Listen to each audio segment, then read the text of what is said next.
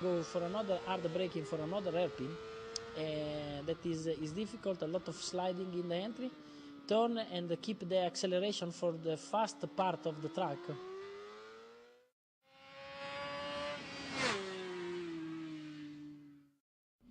The throttle is the most precise tool Valentino has under his command when riding, and as such, he treats it with the utmost respect and understanding. It is not an on-off switch, but a finely crafted instrument that will, with correct use, give him the precision needed for fast lap times. The throttle should be applied the right amount at the right time. To understand this, we must think of the corner in sections: entry, apex, and exit. Each one of these sections requires a very different application of the throttle. At the entry of the corner, as he turns the bike onto its desired line, the throttle is closed. This loads the front suspension, which, as well as using the brakes, allows the bike to turn more easily. Once on line, he needs to settle the bike by using a gradual, continuous roll-on. Once he can see the exit, or his next marker, and the bike is coming upright, he can start driving, getting harder on the gas and controlling wheel spin. All this part is in acceleration, quite full, and have a long double left corner that is very fast. And accelerate another time and go for another hard braking for another hairpin.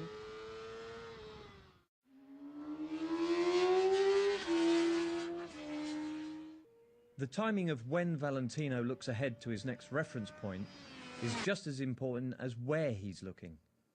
Of course, to start this process, he has to know what he should be looking for, and this can be broken down into the following basic points. A brake marker, an entry point, an apex, an exit, the straight, or the next corner. Most people understand and know the need for a braking marker, but the other 4 points are just as important if you want to go faster. Whenever you see Valentino in the middle of a corner, he is already looking up the track for the next reference point. Without them, he would be inconsistent and his lap times would be down to luck. MotoGP bikes all have launch control that allows the rider to keep the throttle fully open and simply drop the clutch to get away from the line. First of all, Valentino needs to get his body position right, even with start control. He gets his head tucked right up front and inside the screen. His right leg is on the foot peg and left on the ground ready for the launch. The left foot is just holding the balance of the bike until he can get it on the peg as soon as possible as the bike starts to move. Bringing the revs up to about midway for the start, some racers blip the throttle. Valentino holds his steady.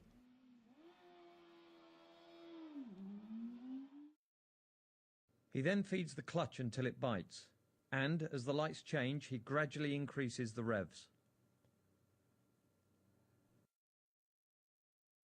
If it starts to wheelie, then he can stroke the clutch lever so it disengages slightly, reducing power to the rear wheel, or use the rear brake.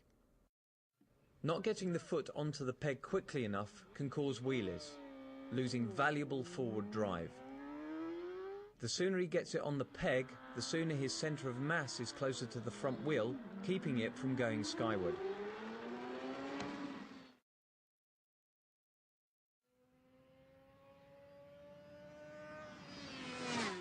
In a chicane or S's, the only way Valentino can get through at speed is to turn the bike very quickly. The reason race bikes are designed to be a little unstable is to allow this quick change in direction. The quicker he can turn the bike, the faster he can go through. If he turns too slowly, the bike will not change direction in time and he will run off the track, as clearly demonstrated here.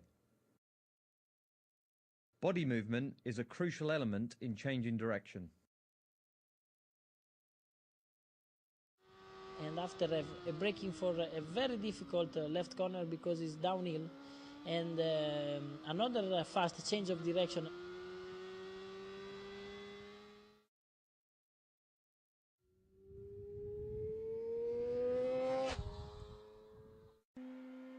Valentino needs to get his body moved across the bike as quickly as possible, but this can create instability, and he can lose a lot of time if he does it incorrectly. Again, there are some basic steps. In this case, timing and technique. A chicane is the one place on a track where he has to make the largest and quickest changes to his body position on the bike. When Valentino approaches a corner, he sets his body position before the turn. This means that when the bike is leant left, he has already moved to the right, ready for the right turn. Then, as the bike goes right, he moves to the left, ready for the left turn.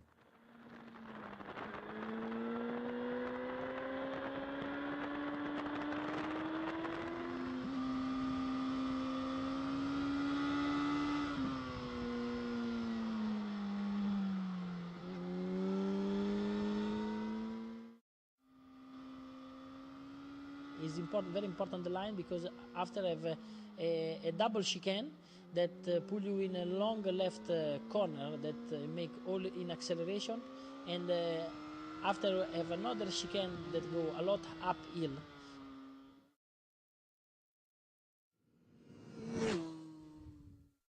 Valentino wants to get the best speed from his bike at all times, and how he positions his body on the straights has a huge effect on the top speed of the bike. A small difference in body position can have as much as 10 kilometers an hour difference on any bike's potential top speed. To get as much speed as possible, even on the shortest straights, the first thing he has to do is relax his grip on the handlebars to allow the bike to be as stable as possible. Now fully relaxed, he gets his head forward and right behind the screen, getting so low that his chin is almost resting on the fuel tank. This helps the airflow over the front part of the bike, and this alone will give him a good terminal velocity.